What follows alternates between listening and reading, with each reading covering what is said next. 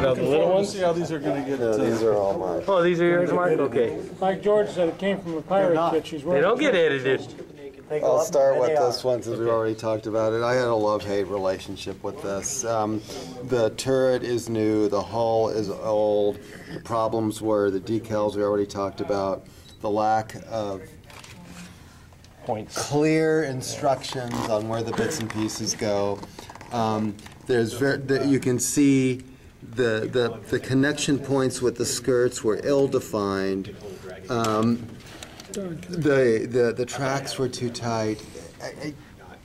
On a scale of 1 to 10, with 10 being great and 1 being terrible, I'd give it about a 5.5. So what brand was this? This is Academy. Academy, same one as What Mark's, I right? like in the economics of kit manufacturing is that they have been able to get the most out of their molds.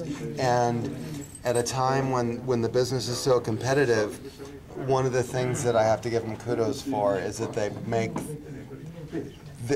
they get the most out of their molds. So kudos to that. But overall, I'm not very pleased with it. I love the new Airfix kits. Hornby has done an outstanding job. Oh, of course, I forgot Bedford. The new Bedford quarter-ton truck. Simple drivetrain. Nice transparencies, unlike the actually good decals for an Airfix kit. I had some problems getting all the components to fit together nicely, but the new Hornby kits are fantastic, and I love them.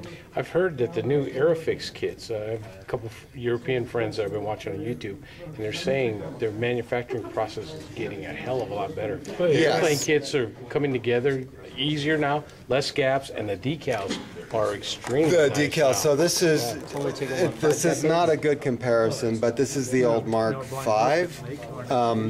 So this is about 30 years old. This is about 2 years old. But I love the old Air. Who doesn't love the old Airfix kits? I like this because it actually goes together really quickly. I had to use thread to keep the stupid tracks together. Simple. I'm not going to say it's real. Well, to me, it's realistic enough. I used a wash to pop out the rivets. The difficult part is for the British World War I brown. I don't know. Yeah, nobody it's the really sort of knows. thing that you can get it in any color and just call it brown. Yeah. So this was a mix of Tamiya, and I don't remember what my mix was. Not any good color photography at the time. No. This one thing I'm happy with this is that this is called Sinai Gray from Vallejo.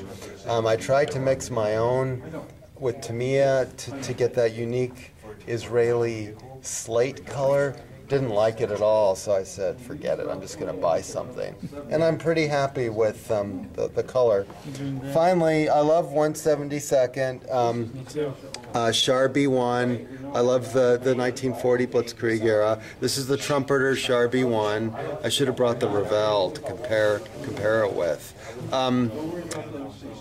I completed it about a month ago. It's already got dust on it. This was one of the earlier Trumpeter 172nd kits. It's went together pretty well. I used Tamiya paint and kind of sort of followed the directions that Trumpeter provided. But it's much better than the first generation of 172nd kits. These first generation Trumpeter 172nd kits aren't quite here yet, but I liked it. When you compare it with the older Matchbox kit, there seems to be some slight discrepancies in size and shape, but a Char B1. Yeah, the Trumpeter ones were okay, but I liked it. Did you say there was Tamiya paints? Tamiya paint. Was it acrylic or? Acrylic. How do you paint with Tamiya, brush paint Yeah. with Tamiya? I can't get it. I can't brush paint. because I don't care whether I want a blue ribbon or not. I don't even. No, I don't either. I just put the As right long out as of the the color's bottle. there, the I can't put a perfection brush and the in finish and- doesn't and- matter. I do. You can't use, you know that OH6 I built?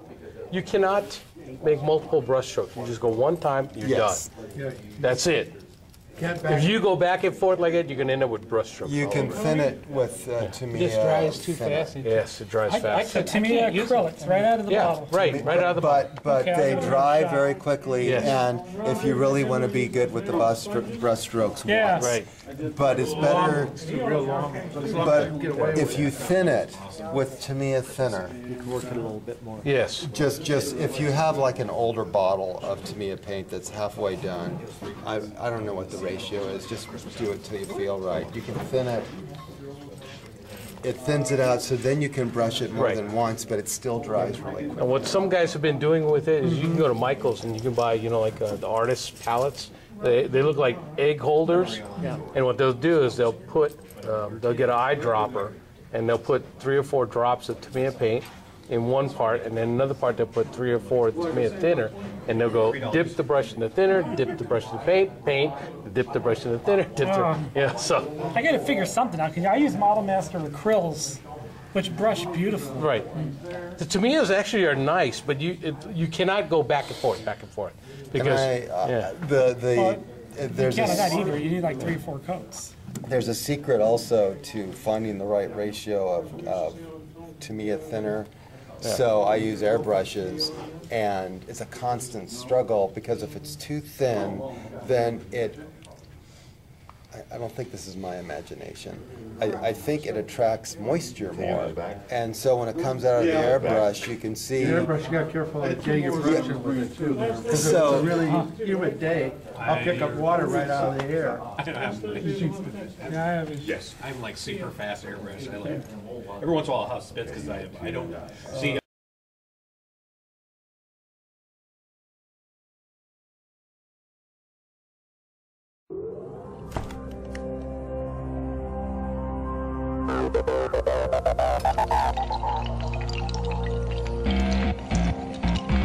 Thank you.